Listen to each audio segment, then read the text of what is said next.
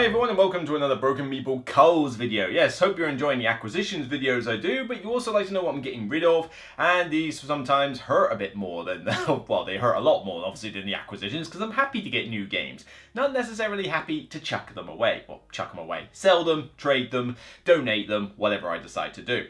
So this is a list of games, some of which I have here that are unsold for the moment, and some that I've already sold that you'll just see pictures of.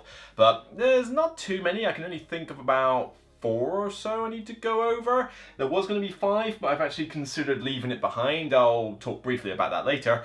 But, let's talk about these 4. So very quickly, first up is Imperial Settlers Roll and Write. Stupid fat hobbit. This is the roll and write version of Imperial Settlers that Portal have got out, and I have said that this is one of my more favourite roll and writes. But then, I'm not a big fan of roll and writes in general. I've got silver and gold in the collection still, but that's only because my family really likes it. I don't tend to bring that out often, and plus it's so small I can pretty much just like poke it into whatever crevice I like in my collection, and it'll sit there fine, and it was cheap. But yeah, I wish I still had Harvest Dice. I will try and get another copy of that at some point, because that is the go-to roll and write for me. But yeah, the problem with Imperial Settlers Roll and Write is that it's a bigger box. I don't like playing it multiplayer. I only like playing it solo, and even then, there's other solo games I'd rather play. So it was kind of just sitting there. It wasn't getting played, but I played it a fair amount beforehand. You know, I'd already gone through a good, like, 50% if not more of that pad. So I played quite a fair few games of it, and I was enjoying my time, but yeah, it's just not one that I felt like I needed to hang on to. So I basically sold it on cheap, and that one's already gone. But like I say, I still think that if you're a solo gamer, that is a good roll and write to go after. But as I say, roll and writes just don't really fit in my collection. And then another one that I've sold, I've already sold, is Warpgate. Who? This is an interesting game, and it's a space, quote-unquote, 4X game, but you essentially play cards on this action row in front of you, this player board, and the dual-use cards, and they'll have things like move and attack and colonize and get technologies, that kind of thing, but depending on how early in the round you play it, dictates how powerful it is. The earlier you play it, it's only worth like 1x, you know, it's not like, you know, they've all got X modifiers, so the earlier you play it, it's not particularly powerful, but the later you leave it, the more powerful it is. Or is it the other way around? I forget, but it's been a while, and that's one of the problems.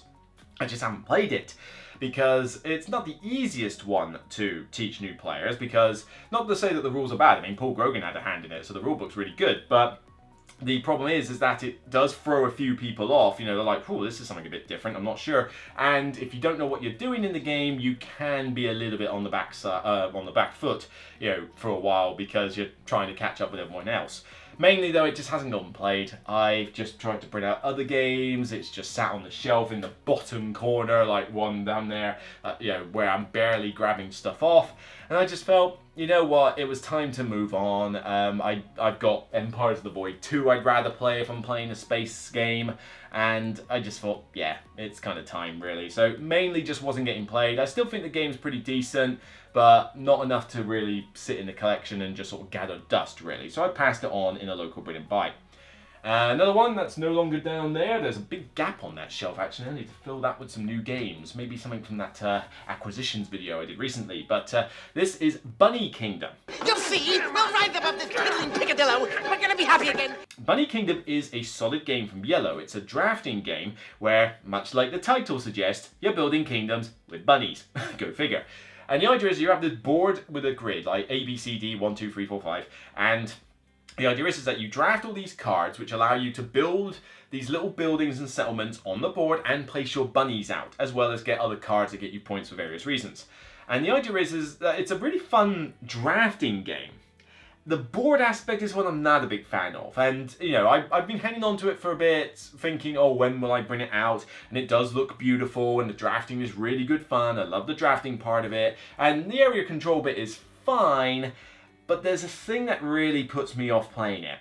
And there's two things. They kind of link together. But firstly, the graphic design of the game is a little bit hit and miss. Because even with the bigger board that I got, which they gave away for free, kudos to Yellow, but I mean, even with that board, it's hard to see where everything is. There's a lot of detail on that board. There's a lot of this grid here. You've got these little pieces, little bunnies, and trying to make out what your kingdom and what everybody else's is a bit of a minefield, particularly if your eyesight's not very good.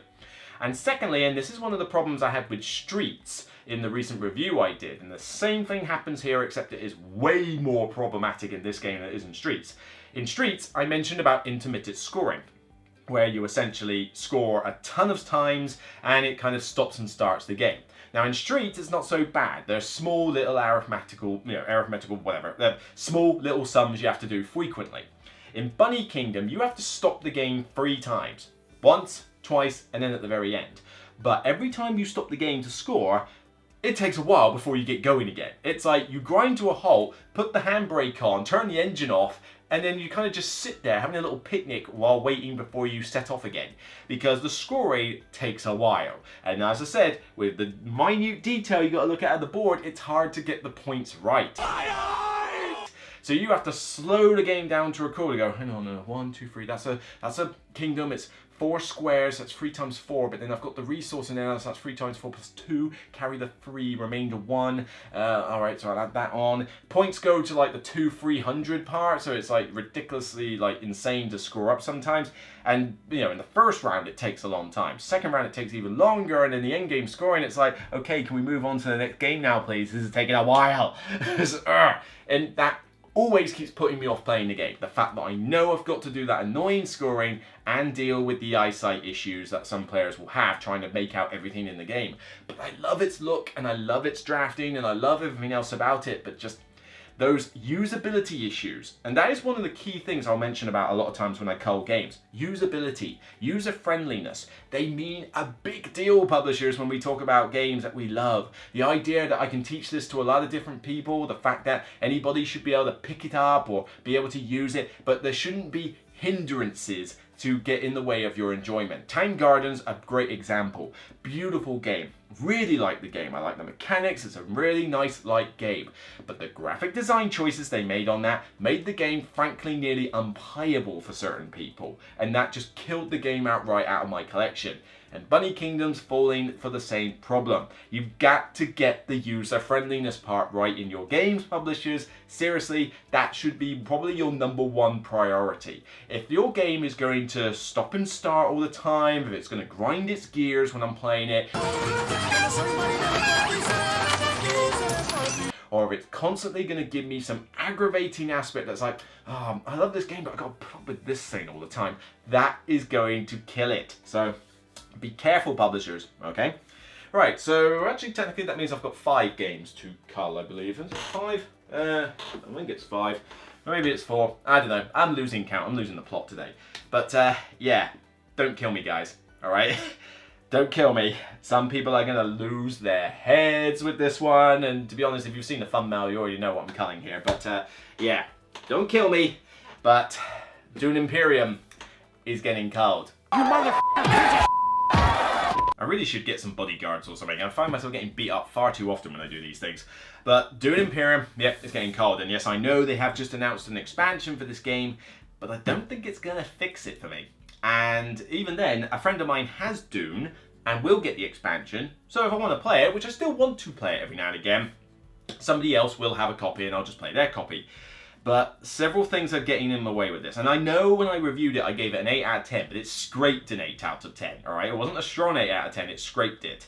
It's since come down to a 7 out of 10, and there are certain parts of this game that are making me want to take it down to a 6. It's not standing the test of time, and it's not even been that long since I had it, you know, so it's really starting to show some chinks in the armor, which didn't come through when I played it for review, but the more you play it and the more you get the game balance aspects down, it's like, starting to notice a few things here, a few trends that I'm not happy with.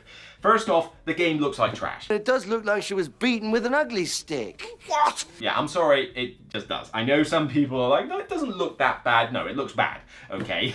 I know that the card art is not too bad, and I know that the character things are using half decent art from the new movie, which still isn't out yet. Seriously, where is this new movie? But the rest of the board, I mean, the board just looks horrible. There's a lot of bad artwork in this. There's a lot of just bland, dreary looking stuff. And I know I mean, look at that cover. Nothing about that cover makes you want to play this game. It's just a bland desert planet, 2 moons, and a very barely legible dune there. Whoopee! You know, that doesn't make me want to pull it off the shelf. And the rest of it has that same colour palette and aesthetics, and it's just, I'm sorry, it looks bland. And I want my games to look pretty when I'm playing them. But the other problem I have with Dune Imperium is mostly down to some game balance aspects I'm noticing here. Firstly, the cards. This is half deck builder, half worker placement. In fact, I dare say the worker placement actually plays more of a part than the deck building, but the deck building bit is probably my favourite part. You know, where you have the cards and you tweak your deck and you get more stuff. The problem is, tweaking your deck is really hard to do in this game. There's like only one surefire way to trash a card from your deck, and you need specific cards to even go there, as well as resources to spend when you do it. And it's just the game doesn't last long enough for you to like fine tune your deck. So most of the time you just find yourself acquiring more cards and just having a bloated deck. But then on top of that, the cards that you can buy, 50% of them are rubbish. They really are. There are some cards like Worm Riders and a couple of others that are just blatant overpowered. I mean, Worm Riders are stupidly sick. Why do you think everybody keeps going for the Fremen clan all the time?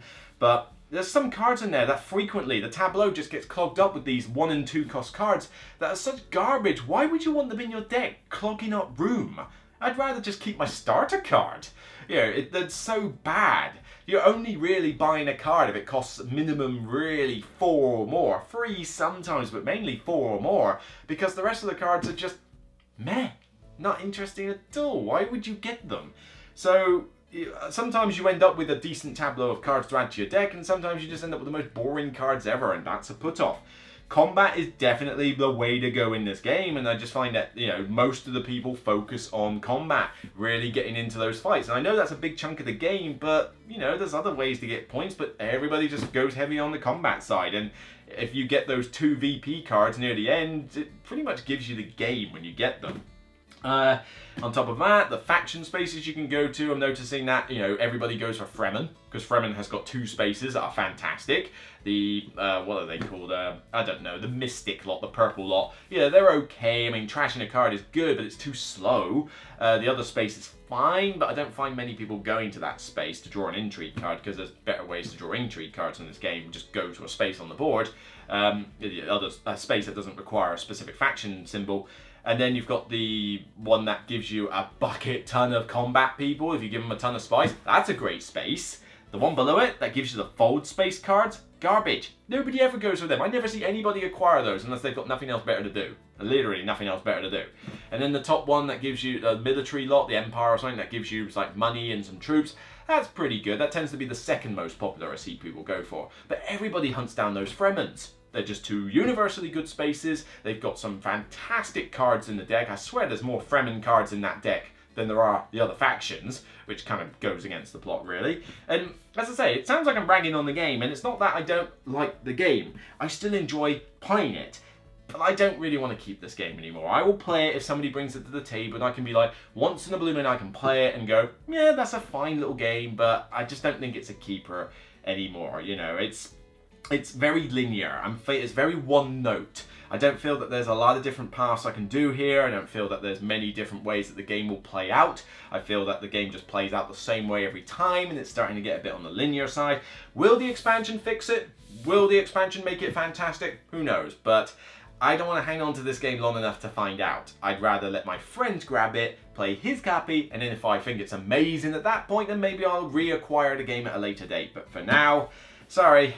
You know, people have this massive debate as to whether this is better than Lost Ruins of Arnak, which doesn't really seem like a fair comparison considering they are 2 very different playing games. But yeah, Lost Ruins of Arnak is a 10 out of 10 and still in my collection.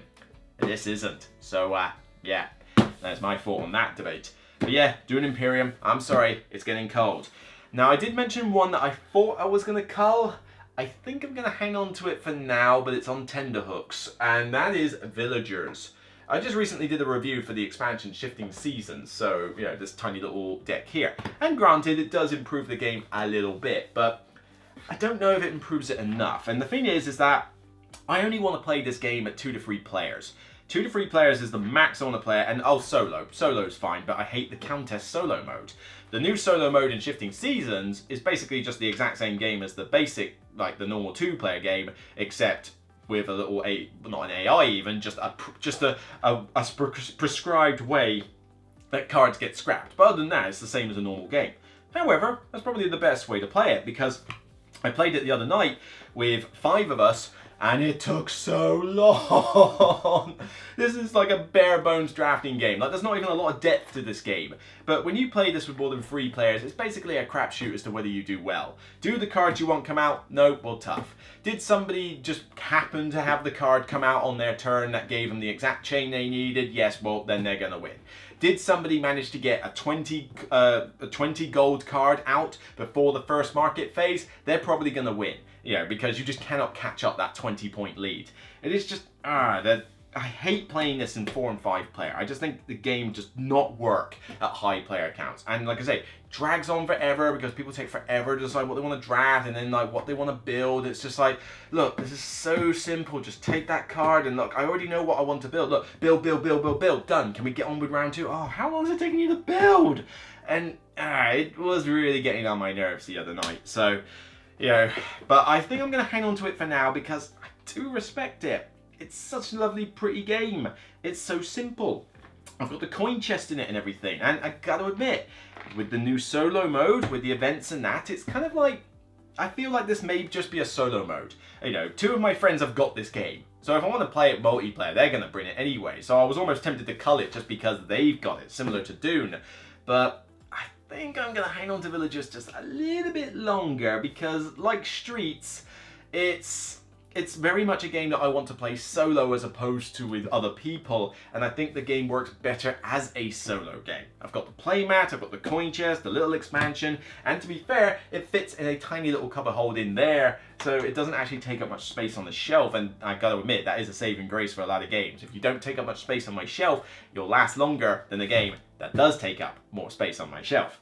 So you get another chance, Villagers, alright? You're getting another chance. I'm going to hang on to you for just that little bit longer, see if you can keep wowing me with solo mode and this little expansion, and we'll see if I want to hang on to you. If not, you're going to get cold as well. So, your last chance, I'm afraid. But yeah, that's it. Not a huge amount of games culled since the last one. I mean, I already did 7 on the last one, and this is just, what, another 4 or 5 games, I think, that I'm culling? So, not that much. I think I've acquired more games than I've culled, which is not necessarily a good sign, but that's just the way it is. So that's all for me, but if you like what you see, please leave a thumbs up. It means the world to me to know that people appreciate the content. Don't forget that this channel is sponsored by Zatu.co.uk. Maybe some of the games I've culled are actually games you want to purchase, in which case go to Zatu, use my code in the description, 5% off your basket, save yourself some money while acquiring a game that maybe is more for you as opposed to me. If you want to check out my other acquisition and cull videos I've done, I also did one for May, so you can check out the acquisitions video for May as well as the cull video for May. Until next time, remember as always, it's only a game. Bye for now.